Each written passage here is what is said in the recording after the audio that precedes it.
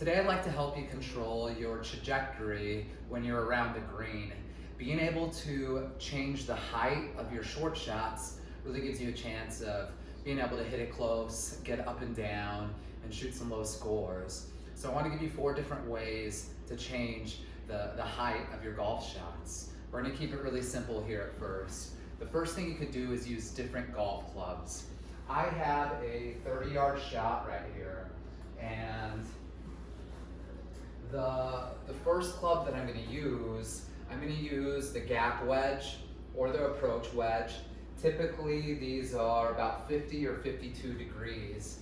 And what I find is that this is the 50-50 club, meaning that the ball tends to roll out as much as it flies in the air.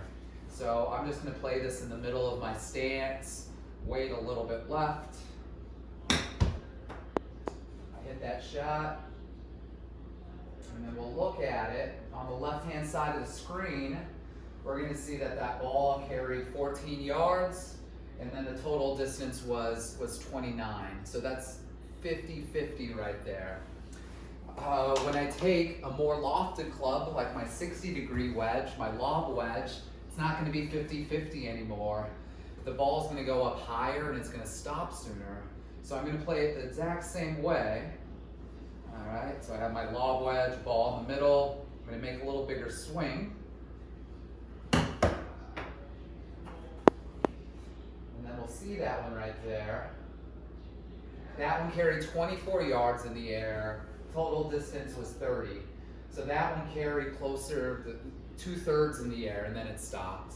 And then I'll go on the opposite side of the spectrum. I will take a pitching wedge. And what we're going to find here with the pitching wedge, it's the opposite. It's going to roll more than it flies. Same setup. I'm doing a little smaller swing. And then it's going to really release, and it's going to roll back there.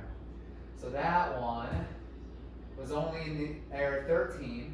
That only was in the air a third of the distance. All right. So that's the easiest way. Just remember that your gap wedge, it's that 50-50 club. The next way you could change trajectory is by changing your ball position. So it's a very basic idea. The farther back that the ball is in your stance, the more that the club is de-lofted, and it's going to fly lower and roll. And then if the ball's more forward in your stance, then it's going to go higher and land softly. I would keep the ball position within your feet. Middle of your stance would be neutral. If you're trying to hit it lower, put that ball right on the inside of your right foot. If you're trying to hit it higher, put it right on the inside of the left foot. I would stay away from extremes where the ball starts getting outside of the feet.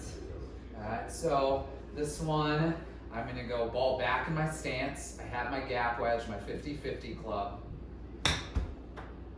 So this one is low and rolling. And then, if I put it more forward in my stance, okay, and then this one, even though the ball's more forward in my stance, I still want you to have your weight left.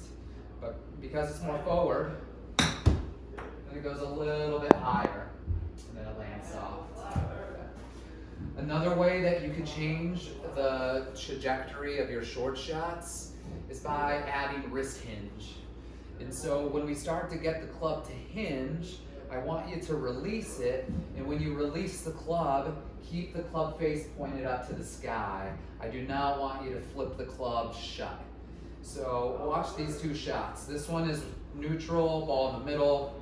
This one's no wrist hinge. So, very standard 50-50 shot right there.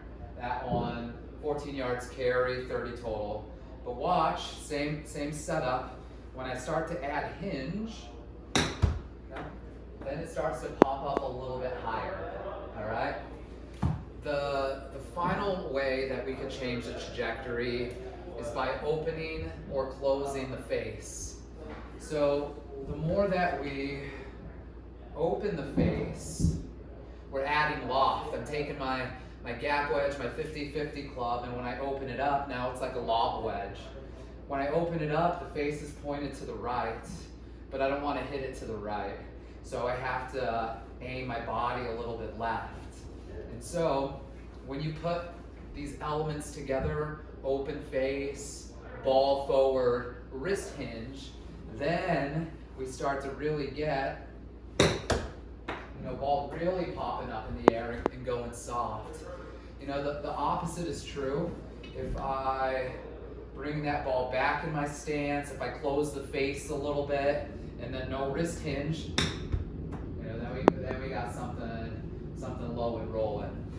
What I recommend is doing the standard ball position, very little wrist hinge, and just experiment using different clubs. Again, the gap wedge is the 50-50 club, but then see what your lob wedge does. See what your pitching wedge does. And then what you want to do, when you're out there playing, you want to visualize your short shot, like paint a picture in your mind of what it's going to be like. Look at come up in your mind, what trajectory do I have to use to get this ball close? What club do I have to, based on that trajectory, choose the club that can make it happen. And then now you have these little elements to play with: ball position, club selection, opening the face, and wrist hinge.